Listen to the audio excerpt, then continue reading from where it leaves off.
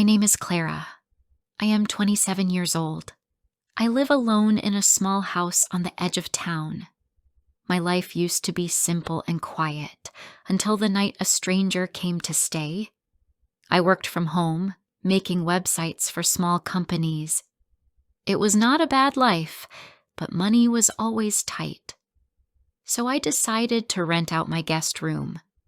I thought it would make the house feel less empty and help me pay the bills. One evening, I got a message through a website. A man named Michael Harris wanted to rent my guest room for 1 week. His online profile looked professional. He said he was coming for work and needed a quiet place to stay. I agreed. He sent the money quickly. Everything seemed normal. On Tuesday evening, he arrived. He was tall, carrying a small suitcase. "Thank you for letting me stay," he said. I opened the door for him, trying to smile. He walked in, looked around, and said the room was perfect. That night, I went to bed feeling good. I had a new guest and some extra money. The first 2 days were calm. Michael woke up early every morning. He was quiet but polite. He told me he was a writer working on a new book and that he needed a peaceful place to think. I believed him. I felt I could trust him. But then I began to notice strange things. His phone would ring, but he never answered it, not even once. He would just sit there, waiting until it stopped. And his laptop was always closed. Whenever I entered the living room, it was shut tight. One night, I could not sleep. It was around 2 a.m. I went to the kitchen for some water. As I passed the living room window, I froze. He was outside, standing in the garden, looking toward the street. It was dark, and he did not move. It looked like he was waiting for someone. When I asked him about it the next day, he said calmly, "I like the night air." His eyes were cold. Something in them made me uneasy. A few days later, I was working on my computer when my phone rang. It was an unknown number. I rarely got calls from people I did not know. I hesitated, then answered. A man's voice said, "Hello, this is Michael Harris." I froze. "Sorry," I said, thinking I must have heard wrong. But the voice continued. "I'm calling about the room I rented. I'll arrive next week. I just wanted to confirm the address." My heart started racing. The man in my kitchen, the man who had been living in my house, was not Michael Harris. I whispered into the phone, "You said your name is Michael Harris?" "Yes," he replied. "Is everything okay?" I could not speak. I hung up. The real Michael Harris was coming next week. The one inside my house was someone else. Who was he? Why was he there?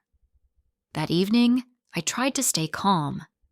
I asked him casually, "Michael, where did you say you were from?" He looked straight at me and said, "You don't remember?" I forced a small laugh. "Remind me," I said softly. He smiled slightly. "I think you already know." My stomach dropped. He knew that I knew. I stood up quickly and said, "I'm tired. Good night." I locked my bedroom door as quietly as I could. My heart was pounding. I needed to get out. I opened my door slowly and walked toward the front door. Then I heard a voice behind me. "Going somewhere, Clara?" He was standing in the living room. "I just need to go to the store," I said, trying to keep my voice steady. He walked closer.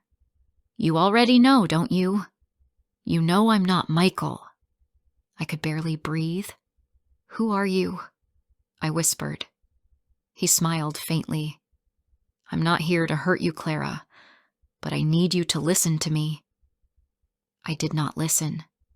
I pushed him as hard as I could. He stumbled back. I grabbed the metal lamp near the door and swung it. It hit his arm. He cried out and fell. I ran outside, screaming for help. My neighbors came out and called the police. When they arrived, I told them everything. They went inside to find him, but he was gone. Not just him. All his things were gone too. His suitcase, his clothes, everything. It was as if he had never been there. The police checked security cameras. No one had seen him leave. They searched for a man named Michael Harris, but there was no record of anyone with that name or face. No fingerprints, no ID, no proof. For weeks, I could not sleep. I moved to a new apartment. I tried to forget. Then, one night, I came home and saw something on my kitchen table. A key. It was exactly like the key to my old house. My doors were locked. My windows were closed. He had found me again. I called the police, shaking. They came quickly, searched everything, but found nothing. 2 years passed. They never found him. The real Michael Harris lived safely in another city, but sometimes I still see that man in my dreams. And deep inside, I know he is still out there, waiting for me to open the door again. Thank you for listening to my story. If you enjoyed it, please subscribe, like, and share it with friends who are also learning English. Your support helps me bring more stories for you. See you in the next one.